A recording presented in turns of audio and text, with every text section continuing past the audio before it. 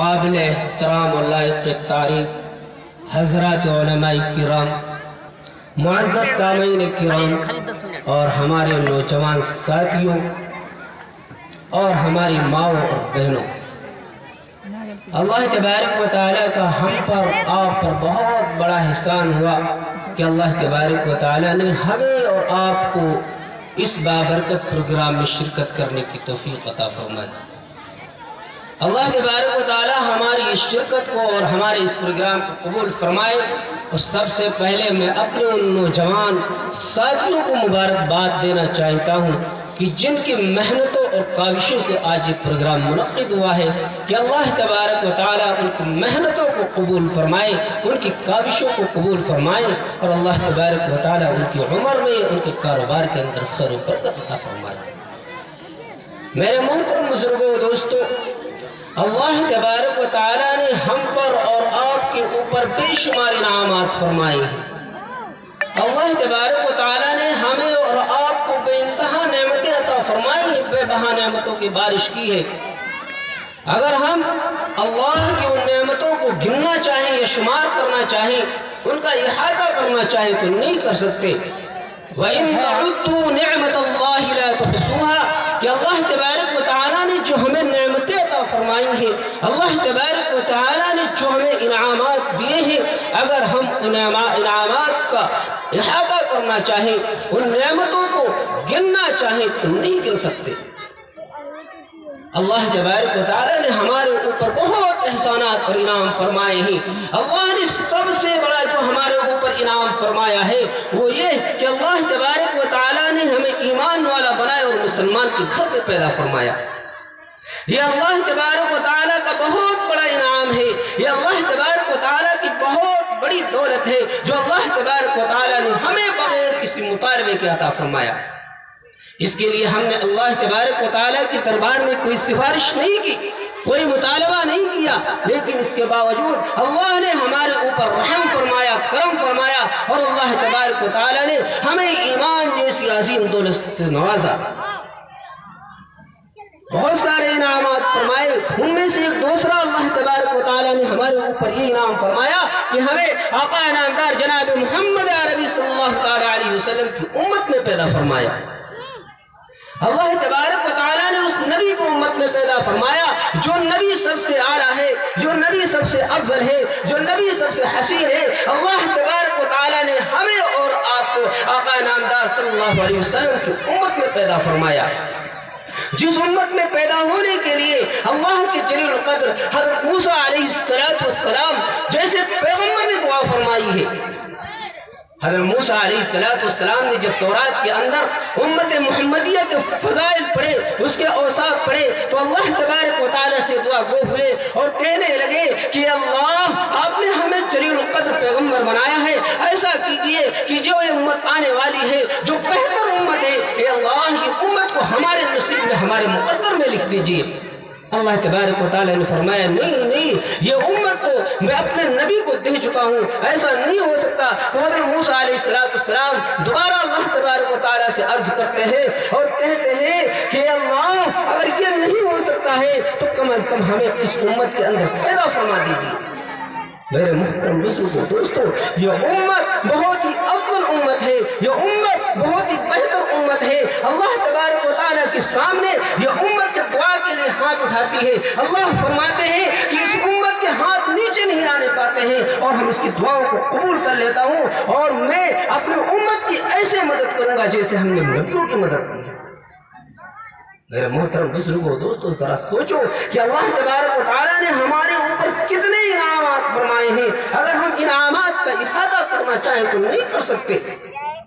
اللہ تبارک و تعالیٰ نے ان انعامات کے ساتھ 4 ایسے اعجازات ہمیں عطا فرمائے ہیں کہ اگر ہم ان اعجازات کو شمار کرنا چاہیں تو شمار تو کر سکتے ہیں، لیکن اللہ نے اس کے ذریعے سے ہمیں ایک امتیازی شان بخشی ہے کہ اللہ نے وہ اعجاز کسی امت کو نہیں عطا فرمائے، نہ موسیٰ علیہ السلام کی امت کو عطا کیا، نہ عیسیٰ علیہ السلام کی امت کو عطا کیا، نہ ہود علیہ السلام کی امت کو عطا کیا، نہ عیسیٰ علیہ السلام کی امت کو عطا کیا، نہ یعقوب علیہ السلام کی امت کو عطا کیا، نہ داؤد علیہ السلام کی امت کو عطا کیا، نہ سلیمان علیہ السلام کی امت کو عطا کیا، نہ عطا کیا۔ اگر کیا ہے تو وہ ہمیں اور آپ کو عطا کیا ہے، اپنے حبیب جناب محمد عربی صلی اللہ تعالیٰ علیہ وسلم کی امت کو عطا کیا ہے۔ وہ 4 اعجاز کیا ہیں؟ اللہ تبارک و تعالیٰ ان کو قرآن کے اندر ذکر فرماتا ہے، کنتم خیر امت اخرجت للناس تأمرون بالمعروف وتنہون عن المنکر۔ پہلا اعجاز اللہ تبارک و تعالیٰ نے ہمیں یہ بخشا کہ ہمیں بہترین امت بنایا، ہمیں لوگوں کی نفع رسانی کے لیے بھیجا، اور ہمارا کام یہ ہے کہ ہم لوگوں کو اچھائی کا حکم کرتے ہیں، ہم لوگوں کو اللہ کی دین کی دعوت دیتے ہیں، ہم لوگوں کو اللہ کی ربوبیت کی دعوت دیتے ہیں، اللہ کی وحدانیت کی دعوت دیتے ہیں، اللہ کے ایک ہونے کی دعوت دیتے ہیں کہ اگر کوئی خالق ہے، کوئی مالک ہے، کوئی رازق ہے تو کوئی اور نہیں ہے، صرف اور صرف اللہ کی ذات ہے۔ ہمارا یہ کام ہے کہ ہم لوگوں کو اچھائی کی طرف بلاتے ہیں اور لوگوں کو برائی کے راستوں سے روکتے ہیں۔ اللہ نے ہمیں یہ ایک امتیازی شان عطا فرمائی ہے، ایک اعجاز عطا فرمایا ہے۔ دوسرا اللہ تبارک و تعالیٰ نے ہمیں کیا اعجاز فرمایا؟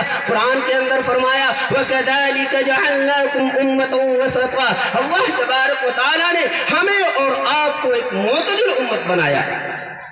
ہم سے پہلے بہت امتیں آئیں لیکن انہوں نے اپنے دین کے اندر تخفیف کر دی، انہوں نے اپنے دین کے اندر ترمیم کر دی، انہوں نے اپنے دین کے اندر کمیت کی، زیادتیاں کی، بہت کچھ کیا، لیکن اللہ نے ہمیں اور آپ کو ایک معتدل امت بنایا۔ ہم نہ تو دین کے اندر کمی کرنے والے ہیں، ہم نہ تو دین کے اندر کوئی زیادتی کرنے والے ہیں۔ جیسا دین اللہ کی طرف سے آیا تھا ہم اسی کے مطابق اپنی زندگی کو گزارنے والے ہیں۔ اللہ نے یہ تیسرا اعجاز ہمیں ایک عطا فرمایا، وہ یہ ہے کہ کل قیامت کا دن ہوگا، سب شخص نفسی نفسی کے عالم میں ہوگا، اس دن اللہ تبارک و تعالی ہمیں دوسری امتوں کے اوپر گواہ بنائے گا۔ قرآن کہتا ہے لِتَكُونُوا شُهَدَاءَ عَلَى النَّاسِ کہ کل قیامت کا دن ہوگا، اور قیامت کا دن کیا ہے؟ قرآن اس کا نقشہ یوں بیان فرماتا ہے یوم یفر المرء من اخیہ وامہ وابیہ وصاحبتہ وبنیہ لکل امرئ منہم یومئذ شأن یغنیہ کہ وہ قیامت کا دن اتنا خوفناک دن ہوگا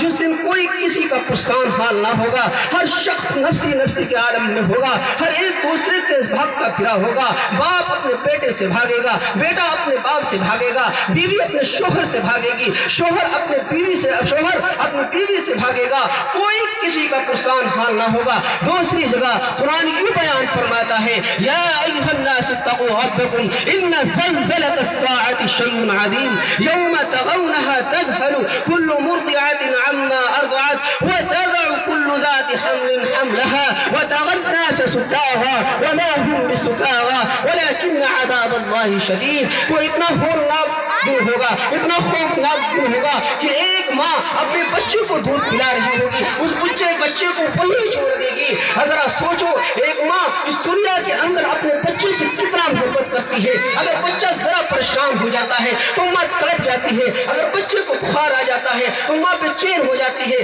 اگر بچہ بھوکا اور پیاسا ہوتا ہے تو ماں تڑپنے لگتی ہے، بے خوف ہونے لگتی ہے، نہ جانے کیا کیا خیالات اس کے دل میں آنے لگتے ہیں۔ اگر بیوہ بچے کو ذرا سی بیماری لگ جاتی ہے تو ماں اپنے گود میں لے کر کے اس بچے کو اپنے گود میں لے کر کے ساری رات گزار دیتی ہے۔ وہ ماں اپنے بچے سے اتنی محبت کرتی ہے، لیکن جب کل قیامت کا دن ہوگا یہی ماں اس بچے کو دودھ پلا رہی ہوگی، یہی ماں اپنے بچے کو سینے سے لگائی ہوئی ہوگی، لیکن جب ماں قیامت کے ہولناک منظر کو دیکھے گی تو اپنے بچے کو یوں ہی چھوڑ دے گی۔ جو عورتیں حمل سے ہوں گی وہ سارا اپنا حمل ضائع کر دیں گی، اور آپ دیکھیں گے کہ ہر شخص نشے کی حالت میں ہوگا، لیکن قرآن کہتا وہ نشہ نہیں ہوگا، وہ اللہ کا عذاب ہوگا جو بڑا سخت ہو۔ اللہ تبارک و تعالیٰ نے اس دن